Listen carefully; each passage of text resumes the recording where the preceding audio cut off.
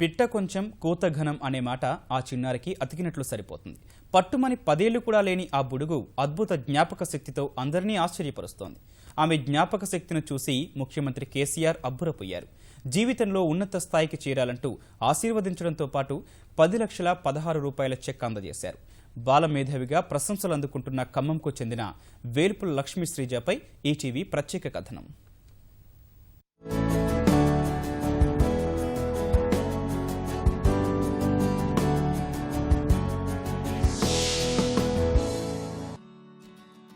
ఖమ్మం నగరానికి చెందిన 8 ఏళ్ల వేల్పుల లక్ష్మీ శ్రీజ అసమానమైన జ్ఞాపక శక్తితో అబ్బురపరుస్తోంది. ఓ ప్రైవేటు పాఠశాలలో 3వ తరగతి చదువుతున్న ఆ చిన్నారి ఖమ్మంలో నివాసముంటున్న సుధారాణి, కిరణ్ దంపతులకు ఒక్కతే కుమార్తె.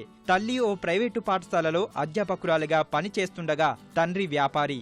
చిన్నతనంలోనే లక్ష్మీ శ్రీజలో జ్ఞాపక శక్తిని గుర్తించిన తల్లి శ్లోకాలు, పద్యాలు నేర్పించింది. అద్భుతమైన మేధస్సు కలిగిన శ్రీజ వివిధ పోటీల్లో పాల్గొని ఎన్నో బహుమతులు గెలుపొందింది. బుడతలోని గ్రాహక శక్తిని చూసి తల్లి సుధారాణి లక్ష్మీ శ్రీజకు తర్ఫీదునిచ్చింది. జ్ఞాపక శక్తి ఏ స్థాయిలో ఉందంటే రాష్ట్రంలోని 119 నియోజకవర్గాల పేర్లను 58 సెకండ్లలో చెప్పి అరుదైన ఘనత సాధించింది. 21 నిమిషాల 12 సెకండ్లలో 816 జనరల్ నాలెడ్జ్ ప్రశ్నలకు సమాధానాలు చెప్పి తెలుగు బుక్ ఆఫ్ రికార్డ్స్ లో చోటు పొందింది.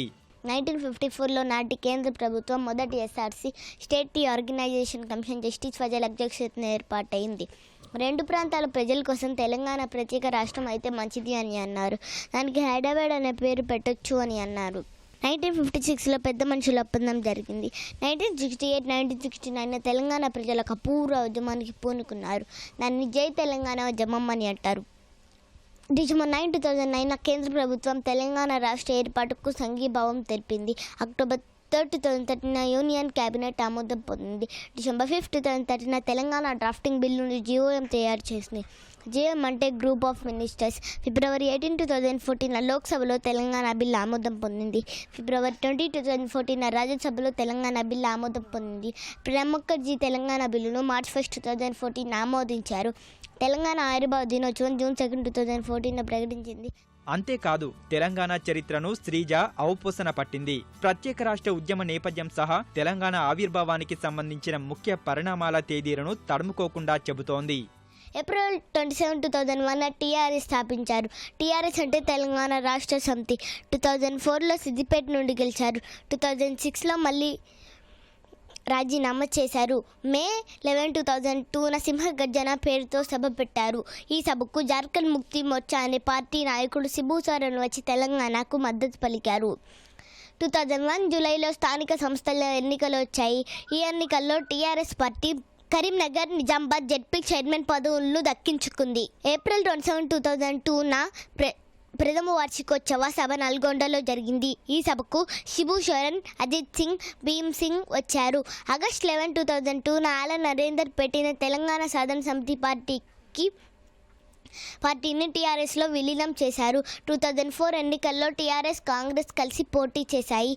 జనవరి 11, 2009 తల్లి తెలంగాణ పార్టీని విజయశాంతి టీఆర్ఎస్లో విలీనం చేసింది. 2009 ఎన్నికల్లో టీఆర్ఎస్, టీడీపీ, సిపిఎం కలిసి మహాకూటమిగా ఏర్పడ్డాయి. 2009 ఎన్నికల్లో టీఆర్ఎస్ పార్టీ 10 ఎమ్మెల్యేలను, 2 ఎంపీలను గెలిచింది. ఈటల రాజేందర్ ప్రతిపక్ష నాయకుడు అయ్యారు. కాంగ్రెస్ తరపున ముఖ్యమంత్రిగా వైఎస్ రాజశేఖర్ రెడ్డి ప్రమాణ స్వీకారం చేశారు. సెప్టెంబర్ 2, 2009 రక్షబండ కార్యక్రమంకు వెళ్తుండగా ప్రమాదంలో మరణించారు.